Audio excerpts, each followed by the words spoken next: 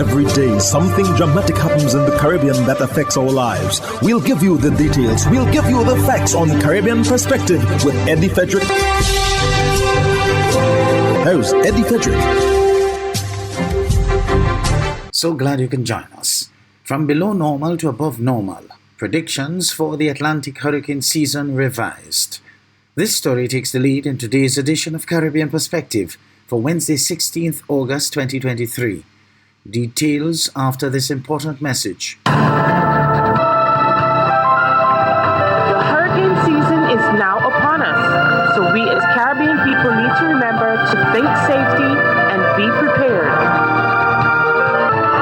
Avoid venturing outside during a storm or hurricane, especially if there are strong winds.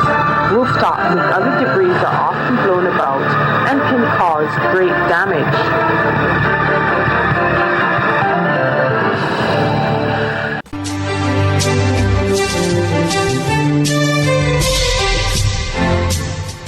Welcome back.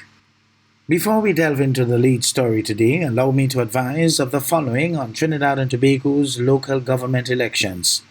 The opposition UNC was upbeat on Monday night, as was the ruling PNM. After it appeared the local government elections ended in another 7-7 tie. In the 2019 elections, both parties won 7 of the 14 local government corporations. The results were repeated on Monday.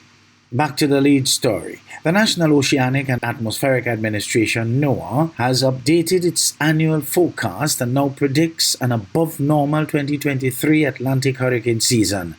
This is a change from their May outlook, which had predicted a near-normal number of storms for the first time in 8 years.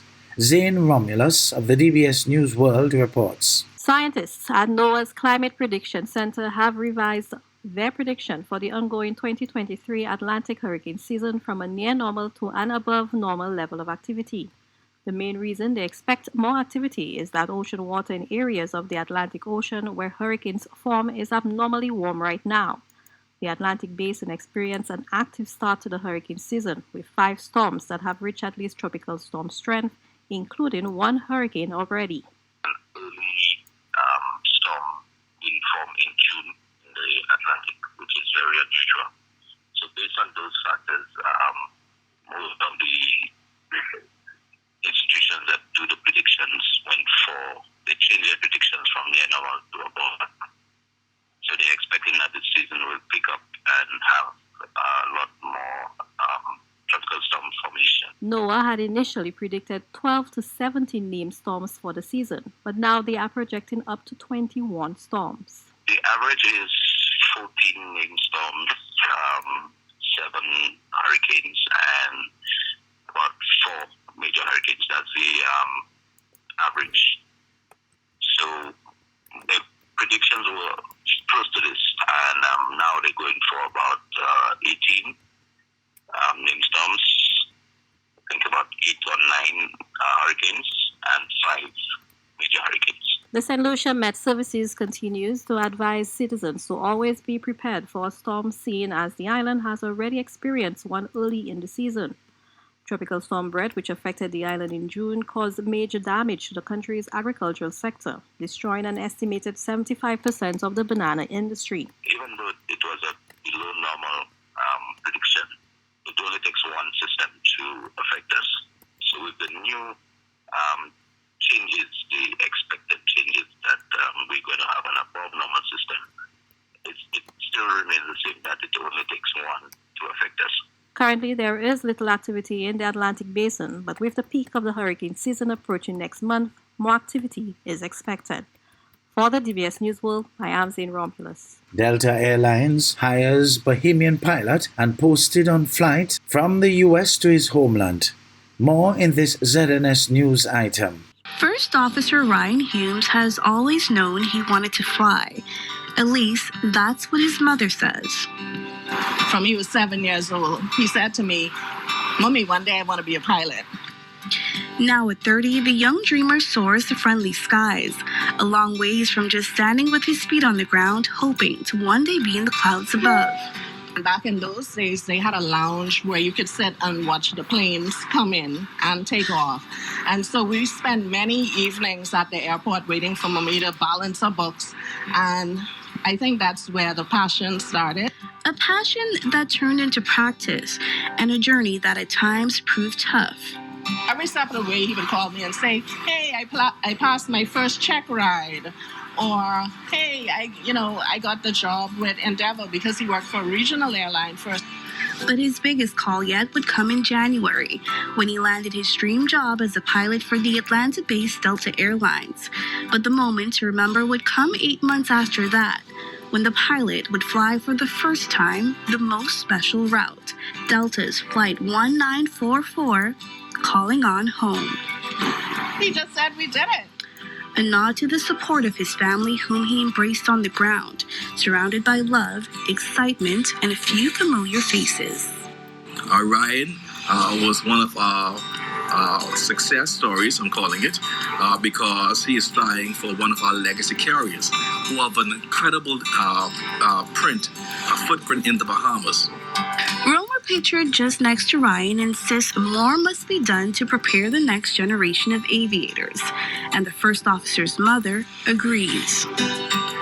If you have a dream, pursue it. There are always opportunities and different avenues you may take. Every pilot will not have the same path, right? But it starts with focusing in school. And remembering, as always, that the sky is the limit.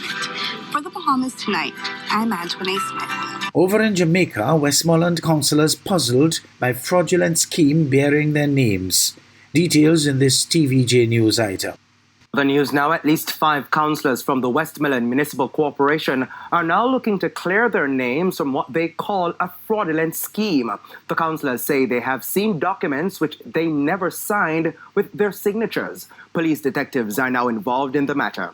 Now, it's not clear if documents purporting to bear the signatures of the councillors were used to obtain monetary benefit or otherwise. The issue was raised during this week's sitting of the Municipal Corporation meeting. And it is now a legal matter where I have to protect my name and I have to protect my signature.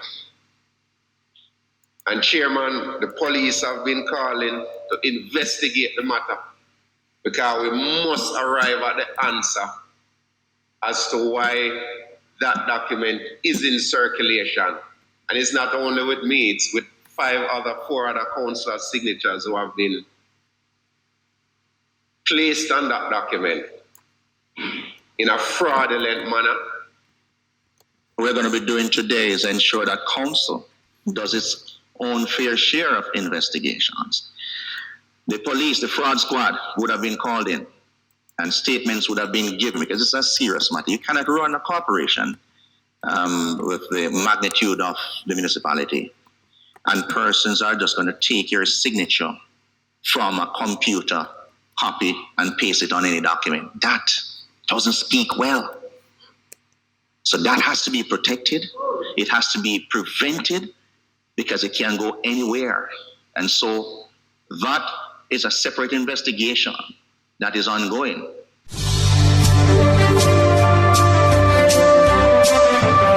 You're listening to Caribbean Perspective with Eddie Frederick.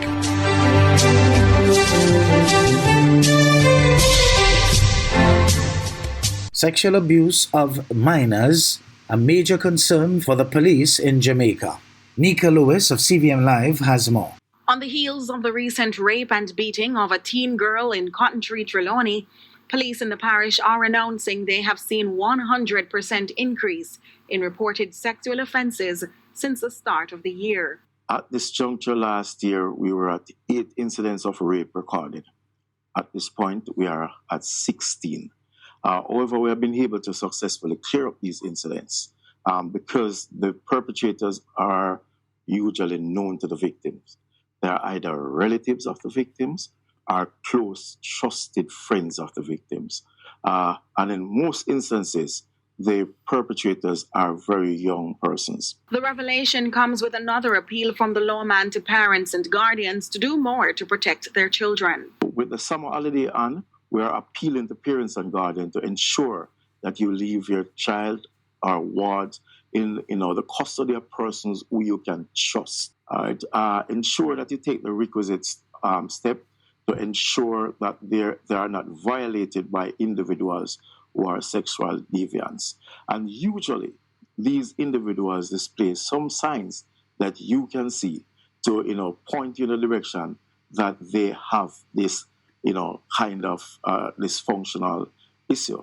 DSP Milton is encouraging parents and guardians to pay attention to their children's complaint of sexual advances made by others, even if it's from within the same home. I know that in a lot of households, the male persons are usually the breadwinner.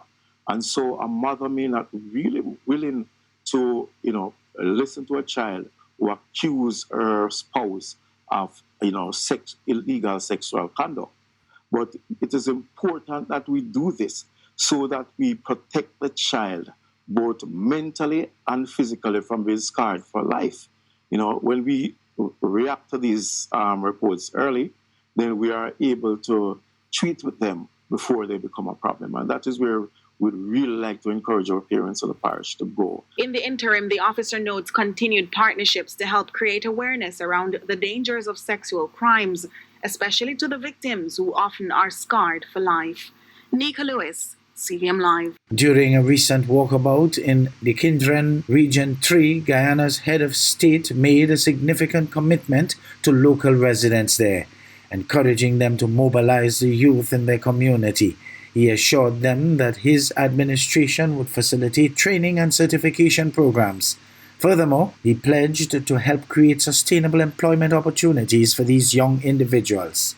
Tiana Cole of HGP Nightly News brings us the whole story. There's a lot of opportunities for young people here. That's true. They got to get involved. Look at all the construction. Today, I met about 6 contractors over here, and all of them told me they're short of labor. The president was at the time responding to a comment from a resident who was attempting to relate to His Excellency the plight of young people in the community, one of which is in unemployment.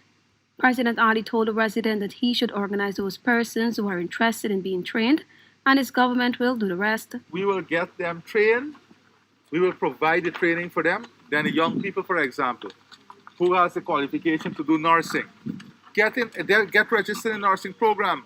We're going to train them in a nursing program.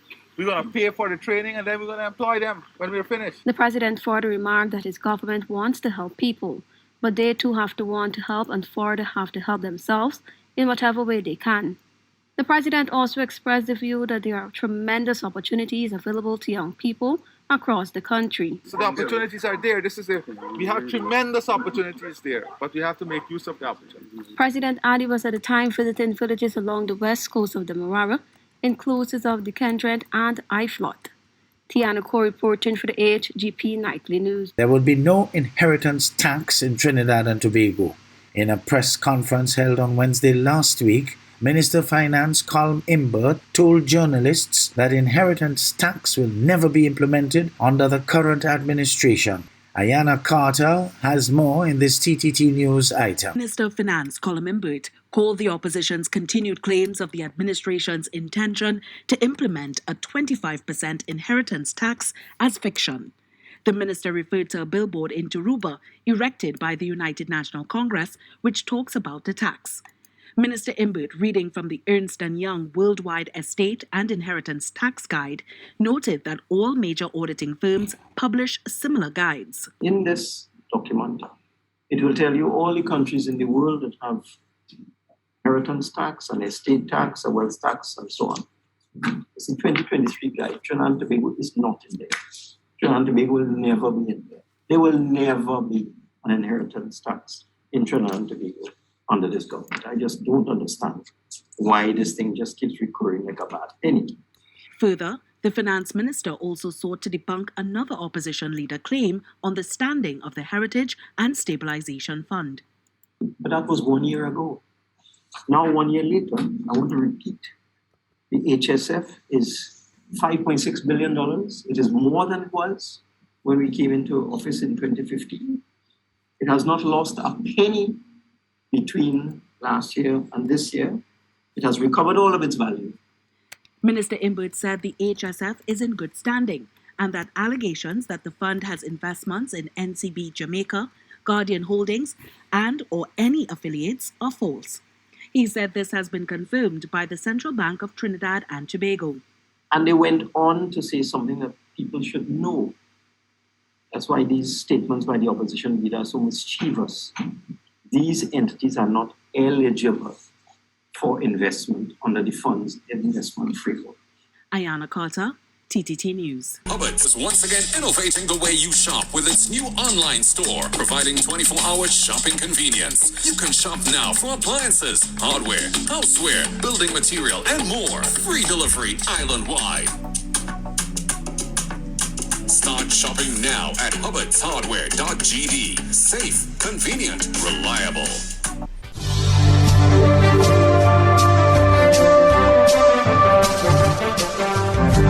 I am Eddie Frederick. This has been Caribbean Perspective, a whole new approach to highlighting developments in the Caribbean. In the meantime, please continue to log on to CaribbeanPerspective.com for more daily news and more.